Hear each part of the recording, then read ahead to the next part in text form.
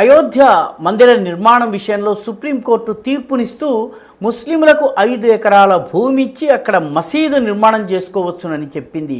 ఈ మందిర నిర్మాణం పూర్తయింది, కానీ ఇప్పటి వరకు మసీదు నిర్మాణం ప్రారంభం కూడా కాలేదు. దానికి కారణం ఏమిటి అని ఒక ఆయన పాపం ఆర్టీఏ అప్లికేషన్ పెట్టాడు. ఆ ఆర్టీఏ అప్లికేషన్లో ధన్నీపూర్లో 5 ఎకరాలు ముస్లిం సున్నీ వక్ఫ్ బోర్డుకి ఇవ్వడం నిజమే, అయితే ఆ భూమిని వాళ్ళు తీసుకోవడం నిజమే, కానీ వాళ్ళు ఇప్పటి వరకు అక్కడ మసీదు నిర్మాణం చేయడానికి కావలసినటువంటి ఫైర్ సేఫ్టీ కానీ, రెవెన్యూ కానీ, పబ్లిక్ వర్క్స్ కానీ, పొల్యూషన్ కంట్రోల్ కానీ, సివిల్ ఏవియేషన్ కానీ, ఇరిగేషన్ కానీ, రెవెన్యూ కానీ, మున్సిపల్ కార్పొరేషన్ కానీ ఏ విభాగం నుంచి కూడా నో అబ్జెక్షన్ సర్టిఫికెట్ను తీసుకోలేదు.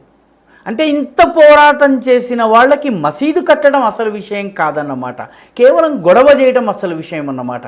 ఇక్కడ మందిరము అంత పెద్ద మందిరం నిర్మాణమైంది, కానీ మసీదు నిర్మాణం కోసం కనీసం నో అబ్జెక్షన్ సర్టిఫికెట్ తెచ్చుకోలేదని ఆర్టీఐకి ఇచ్చినటువంటి సమాధానంలో వెల్లడైంది.